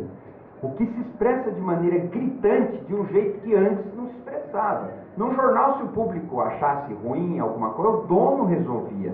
Na televisão, a condição do dono resolver vai até o ponto em que ele precisa pactuar recorrentemente, a todo momento, com o público, que é um pouco o que ele quer, mas ele também é um pouco o que o público quer. Essa dinâmica muda quando vem esse novo espaço público, ela é diferente. Mas só para eu terminar, eu trouxe aqui 3 paralelos que vão bater na publicidade, mas que eu acho que mostram de maneira quase que arrebatadora como aquele imaginário da ditadura se projeta no imaginário que foi trabalhado no governo Lula. Nós podemos dizer isso de muitas maneiras diferentes. Essa é apenas uma filigrana pinçada do que eu pude ver, mas que é impressionante. Na ditadura, nós tínhamos Brasil, ame-o ou deixe-o, na propaganda. O ame-o ou deixe-o me irritava porque é difícil de falar. Ame-o ou deixe-o. Não é um jeito natural de falar. E também me irritava porque era uma tradução muito chinfrim do que fez sucesso na América na época do Vietnã, que era aquele slogan America, love it or leave it, né? Que aí fica... E eles traduziram isso para o Brasil e virou bordão da ditadura militar. O outro era Brasil, ame-o, e o outro era este é um país que vai para frente. Há vários outros, mas o que estava aí dentro? Uma visão de nacionalidade, uma visão que a nacionalidade nos congregava e nos fazia semelhantes, e nos fazia solidários. A ideia de pôr o amor pelo Brasil acima de tudo. Uma das características do espaço público que se seguiu, aquele da instância da imagem ao vivo nacional, que levou o Povilho a falar em lógica paradoxal e levou o Ottaviani a falar em sociedade civil global, é que o nacionalismo perde pontos. O sentimento de patriotismo perde pontos. ele cede a favor de uma ideia de humanidade, ideia de natureza, ideia de interesses difusos, que vem vindo, cabem nesse espaço, mas o transformam esse espaço. A propaganda do governo Lula, pelo menos no primeiro governo, era impressionante. Os slogans eram assim: sou brasileiro e não desisto nunca. Vocês se lembram disso? Eu estava trabalhando em Brasília esse tempo e eu perguntava assim, mas gente, por acaso o uruguaio desiste mais que o brasileiro? Ou o português desiste mais que o brasileiro? Ou o melhor do Brasil é o brasileiro. Essa estética e até mesmo essa plástica vinham diretamente das propagandas da ditadura para as propagandas do governo. São muitas, muitas. Toda uma linha de comunicação se pensou assim. O que me leva, aí de novo em diálogo com o Tales, a acreditar que apenas no governo Lula o Estado brasileiro vai atender o pedido do Mauro Salles, que está no livro da Maria Rita, do Inimar Simões, Um País no Ar, e trazer os 20 milhões para a sociedade de consumo. E como isso se manifesta nesse espaço público? De uma maneira caricata também, no momento em que Lula vai à inauguração da Record News, que é uma nova rede de TV, em cujos limites se dá um novo pacto de classe. A nova classe C entra no discurso do Lula por ali, pela Record. E é com a Record que ele vai pactuar para dar resposta àquele pleito posto pelo Mauro Salles. Ele faz um discurso, eu trouxe o discurso aqui, não vou ler, mas tem um trecho que ele fala de improviso. E ele fala o seguinte: eu acompanho os meios de comunicação no Brasil e sei o quanto a Record e o povo da Record foi vítima de preconceito. E vocês, fazendo esse investimento, estão dando uma demonstração extraordinária de que acreditam no Brasil. Este país tem tudo para, em 2016, ser a quinta economia do mundo. Não seria bom para o Brasil que a gente tivesse apenas uma televisão produzindo novela. Não seria bom para o Brasil que a gente tivesse apenas uma televisão dando informações. É essa opção, essas alternativas, é que estão permitindo que o povo brasileiro não seja vítima de alguns formadores de opinião pública que não querem formar opinião pública, mas que querem induzi-la a um pensamento único, uma verdade única, sem permitir que as pessoas tenham possibilidade de ter opções de informações. Pois bem, veio a Record para acabar com o discurso único. Vejam que coisa, como uma coisa se completa na outra, dialoga com a outra.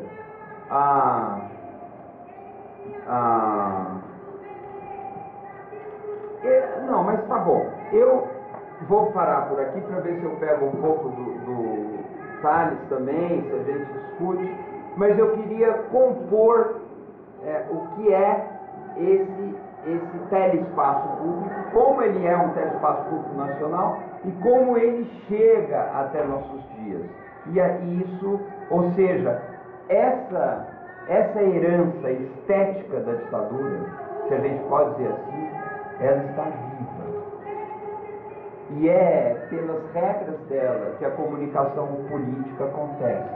Vejam o horário eleitoral, vejam... Então isso é muito impressionante no Brasil. Só...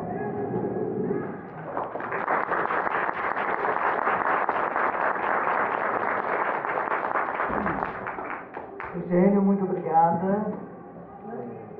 Não, acho que agora a gente tem... Não, vai dar só mais uma. Eu soube o seguinte, da parte do Mário, do Sintusp, que essa assembleia tinha sido marcada na Praça do Relógio, e por causa da chuva eles vieram pra cá. Então faz muita desculpa aqui, gente. Eu pensei que eles estivessem vindo para o seminário, né? Ainda bem. Na verdade, eu peço desculpa porque eu me atrapalhei muito. Eu perdi o fio da meada, mas... Não, foi ótimo. Não, e tudo isso faz parte. A gente está numa situação de greve, é isso mesmo, né? Ninguém tem culpa, ninguém tem culpa. Tudo ótimo, eu acho. Bom, então agora a gente tem um tempo, né, para abrir o debate para discussão.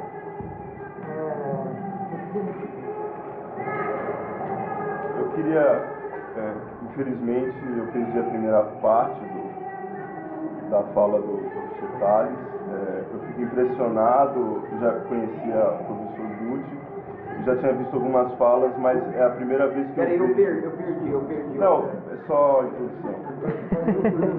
É a primeira vez que eu vejo um objeto, né, tratado de uma maneira, uma novela tratada de uma maneira tão séria quanto eu vi agora. Mas eu fiquei com uma dúvida, e é uma coisa que aparece na fala de vocês dois, é uma coisa com relação ao conceito de massa. Eu estou lendo Raymond Williams recentemente, ele faz uma crítica duríssima ao conceito de massa, não apenas do ponto de vista etimológico, né, como algo que não tem forma, algo originalmente um conceito para depreciar, né, que foi positivado, etc. Mas também do ponto de vista conceitual mesmo, quer dizer, não descreve o fenômeno que realmente se passa. Né? As pessoas não recebem informação como massa, não consomem como massa. Né? Quer dizer, na verdade, o fenômeno de massa é algo muito restrito como fenômeno na sociedade, ainda mais hoje. Né?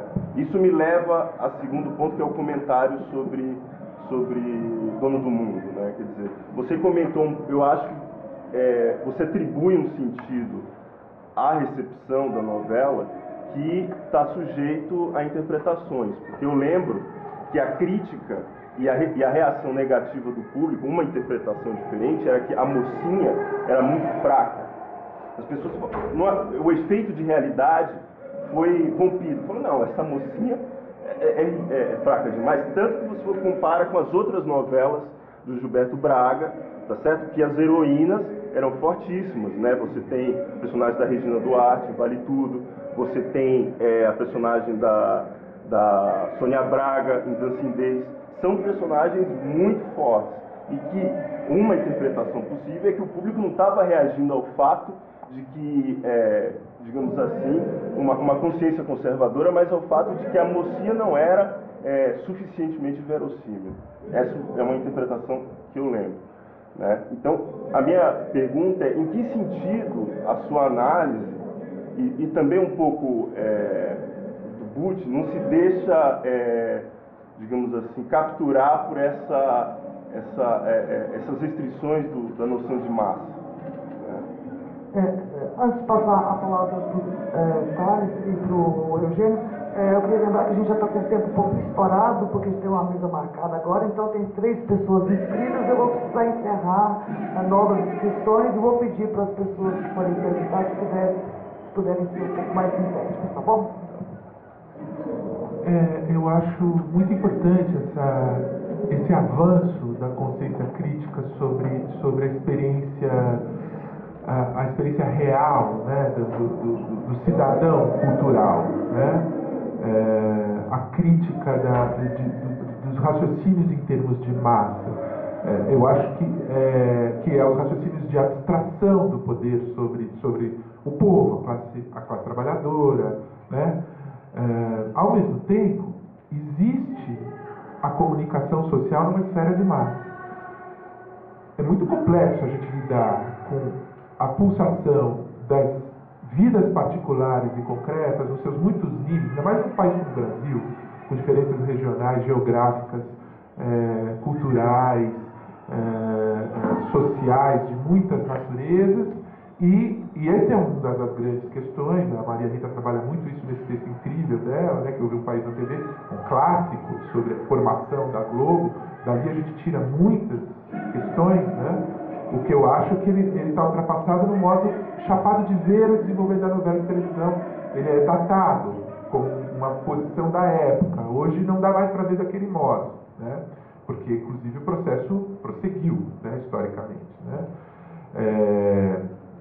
Então, essa complexidade, né, entre a criação desse espaço de identificação, que é esfera pública e que é orientada para uma ideia de todo, né? A rede nacional de TV, a Rede Globo como novo espaço público imagético, espetacular, que congrega espectador, consumidor e emissor, porque as pessoas passam a participar também, né, do próprio, né, intervir nesse espaço de um modo ou de outro, até desligando a TV, se for o caso, no caso extremo, né? Então, isso é uma pesquisa muito difícil, como que o circuito concebido num plano de generalidade, que é herdeiro da ideia de cidadania universal. É complexo isso, né? Tem aí um valor positivo também da civilização, né? E as vidas concretas, e as culturas locais, e as resistências particulares, como isso se articula, né? Talvez isso só possa levar a uma antropologia, a uma etnografia dessa relação, né? Porque uma é uma abstração estrutural, outra é a particularidade de uma experiência. Como você tensiona isso, né? Então, velha questão da antropologia. Então, bom, de todo modo, eu discordo, quer dizer, a forma do Dono do Mundo foi claramente construída para que o efeito traumático se desse num determinado ponto. Isso é uma leitura que envolve crítica, forma, psicanálise, né? É uma leitura crítica que tem muitos planos aí, né? Personagens fracas e inverossímeis, as novelas estão cheias. Mas você e concorda nenhuma rompe com o seu próprio quando você discurso. fala É muito não, assim, eu quero deixar isso bem claro. É muito raro, extremamente raro, um discurso gestado no dispositivo de poder produzir um efeito contra si mesmo. Eu tenho uma frase aqui que eu não cheguei a ler, dizendo que a novela de televisão produziu uma velha aspiração da esquerda, que a população a rechaçasse. Só que a população estava rechaçando por um motivo conservador. Ela queria de volta as garantias que a novela explodiu. Então, isso mostra também que existe sim um registro de massa, porque nós estamos falando de milhões de pessoas, mostra também, né, complexifica as coisas, e mostra que um artista consciente sabe escrever nesse limite, né? Ele está usando todas as forças da dramaturgia, da leitura da história, ele está no limite do possível, ele foi no limite da sua forma, literalmente, a ponto da sua forma perder identificação. Mas isso é traumático. E para ele foi uma surpresa, ele não escreveu para isso, né? Mas ele produziu isso. E aí eu diria que tem até um inconsciente em que ele está forçando essa desidentificação, né? Aí ele teria que pensar num outro nível se a televisão fosse honesta, né? Um outro nível, né? Mas que seria a transposição da forma melodramática mesmo, né? Uma epicização, mas isso não vai rolar, né? Olha, eu quero falar um negócio que é desse limite aí. Tem uma coisa que me chama muita atenção, que é o Tiririca indo na televisão e falar, tá de saco cheio na política, vote no Tiririca. Que é exatamente isso. Como é que se produz um discurso contra si mesmo? Curiosamente, Guy Debord fala isso quando ele descreve o espetáculo. O espetáculo se nega e se reergue a cada momento. Não é literal o que eu estou citando, mas é algo assim. Mas, se a gente voltar no Marx, no Manifesto Comunista, uma passagem da qual eu gosto muito, o capitalismo não sabe viver sem revolucionar a cada instante as relações de produção. O capitalismo revoluciona a cada instante, na descrição do manifesto, as condições ou as relações de produção. Onde fica muito claro que o mito da revolução é um mito burguês, não é um mito operário. O espetáculo, porque para Debord o espetáculo é o modo de produção capitalista quando o capital se torna imagem. É assim que ele descreve. Então o espetáculo é o capitalismo. O espetáculo é uma relação social, ele diz, uma relação social mediada por imagens. O espetáculo vive de revolucionar a si mesmo. Ele não consegue situar-se e não consegue não morrer se ele não se matar a cada instante. É quase isso. Como é que a política consegue fazer isso? Está de saco cheio da política, voto no Tiririca. Negar a si própria a esse nível, com aquela figura de palhaço. Como a política consegue fazer isso? Primeiro que não é o Tiririca que faz aquilo. Quem faz aquilo é um partido político. Porque eles estão dando para o Tiririca a maior parte do tempo, eu acho que todo o tempo, porque eles sabem que o Tiririca vai ter 1 milhão de votos, vai eleger umas 5 pessoas, não sei. Então, como o Tiririca faz isso? Como um partido político faz isso? Como uma coligação faz isso? Que é o que eu chamei de tiririquismo. Que tem o lulismo, mas tem o tiririquismo. Só é possível fazer isso por causa das leis do espetáculo. Porque a relação posta lá não é uma relação mediada pelos ideólogos do século XIX, mediada por uma peruca loira, ou branca. Então, pela ocupação do espaço com a identificação. Eu vou dar meu voto para esse cara, que não é muito diferente do voto que ele vai dar para quem vai ficar ou vai sair do Casa dos Artistas ou do Big Brother. Não é muito diferente. Isso é bom, isso é ruim, eu não sei. Mas a identificação acontece assim. Ela prescinde de qualquer elaboração, aí em outro sentido simbólica. Ela não passa por aí. Então, o espetáculo consegue produzir isso. A outra coisa que eu queria comentar é que o Lula, naquele discurso, faz apologia contra o monopólio da informação, mas instaura outro problema tão ou mais grave que o outro. Eu acho que o problema mais sério hoje da radiodifusão brasileira não é monopólio / oligopólio. Esse é um problema, que ele continua.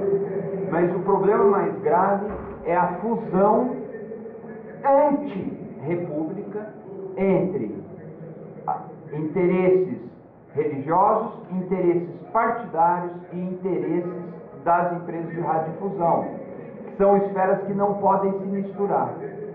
Essa confusão não se restringe à Record. A Record é a sua parte mais visível. Essa confusão está em emissoras católicas, várias. Eu já tive em debate sobre isso, falando isso com o Dom Orani na mesa, e eu sou contra isso. Acho que subverte isso, corrói isso, implode o espírito do Estado laico, mas é incrível como a consumação do projeto iniciado na ditadura leva a esse outro tipo de distorção. Os mesmos marcos regulatórios que combatem oligopólio, propriedade cruzada, monopólio, combatem a apropriação desses equipamentos por partidos e por igrejas. Então é uma outra distorção, talvez, na minha opinião, mais grave que a outra. Gente, infelizmente a gente já estourou bastante o nosso tempo, né? Acho que não há mais tempo, não há mais tempo para que a gente, infelizmente, possa fazer a pergunta. Eu lamento mesmo, porque o assunto é bastante instigante, tem várias questões aqui que a gente poderia, mas eu acho que não faltarão oportunidades, então eu agradeço muito ao Thales e ao Eugênio e a todos vocês. Obrigado.